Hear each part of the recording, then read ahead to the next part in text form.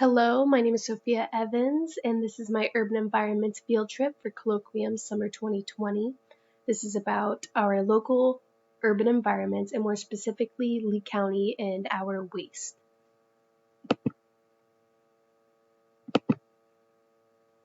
So, our tap water, where does it come from?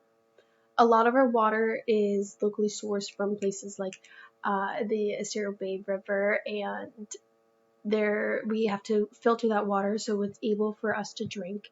There are multiple steps in this process, including coagulation, sedimentation, and disinfection.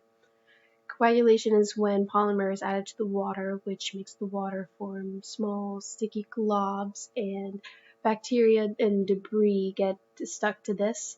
In the next process, you let the water sit in another tank, and all these sticky little globs fall to the bottom of the tank where they can be filtered out.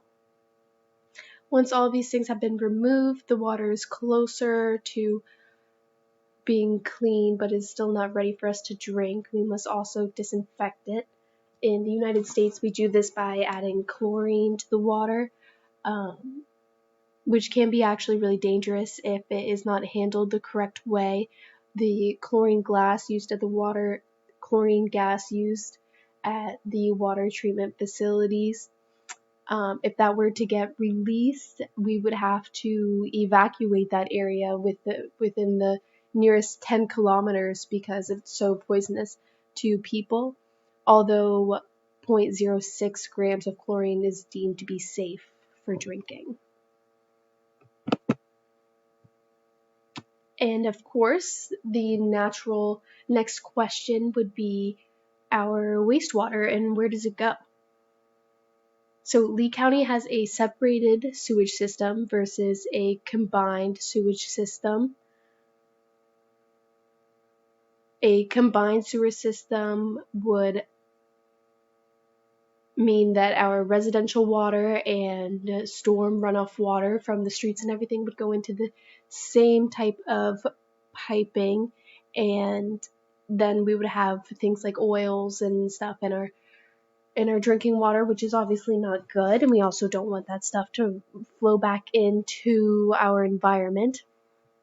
So having a separated sewage system allows us to keep those things separate so they can be treated differently and used for different reasons when we reuse it. A lot of the reclaimed water we can use for things like irrigation.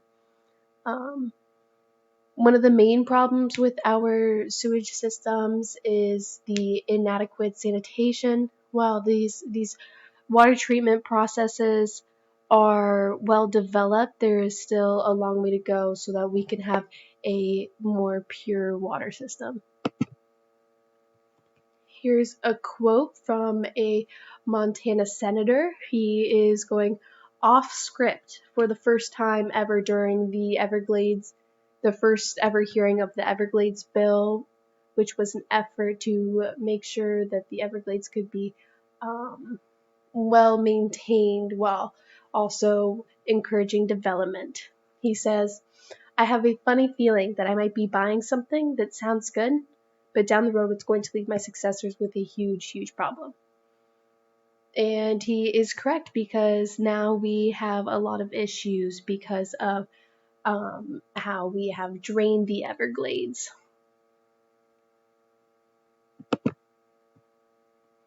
So not all hope should be lost. However, the Lee County has put in specific ordinances to help us with our sense of place and being mindful of the environment.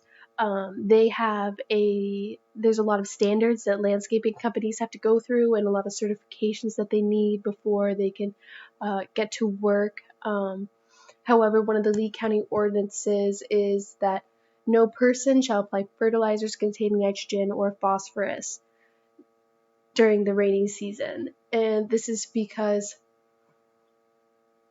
nitrogen and phosphorus can hurt our local waters by encouraging growth of algae and things that are not healthy for our environment when there's too much of it. Too much algae lowers the oxygen levels in our waters, and then the fish they struggle to breathe. And so that's how you see all of the dead fish that wash up on our beaches and everything.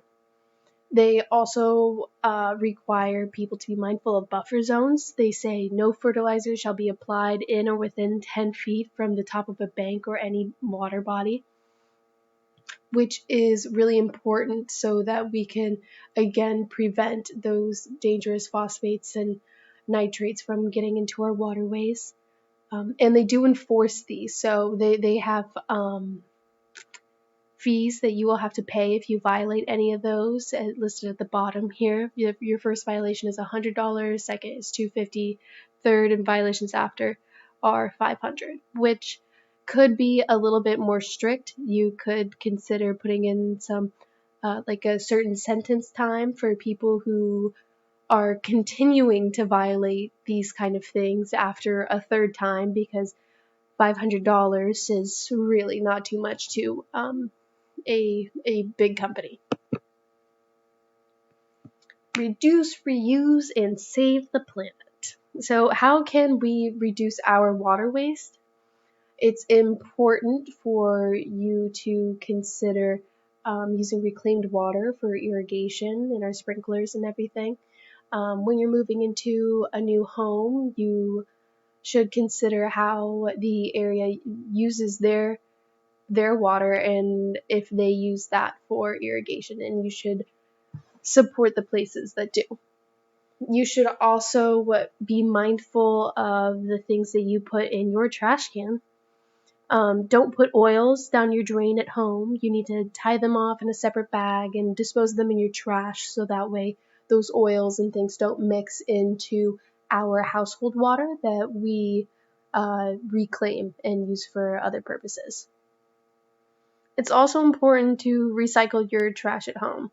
A lot of our paper, glass products just go to waste and they sit in landfills when we could be recycling them and using them for other purposes. Paper can even be recycled up to 7 times, so you really don't have to waste something that can be used again.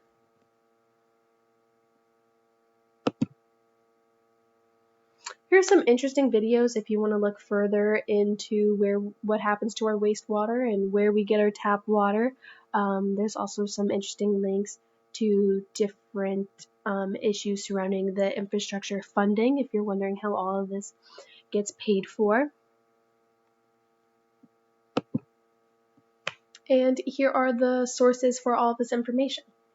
So overall, we should all be mindful of where water comes from and where it goes, and we should all make our best efforts to minimize the amount of waste that we create.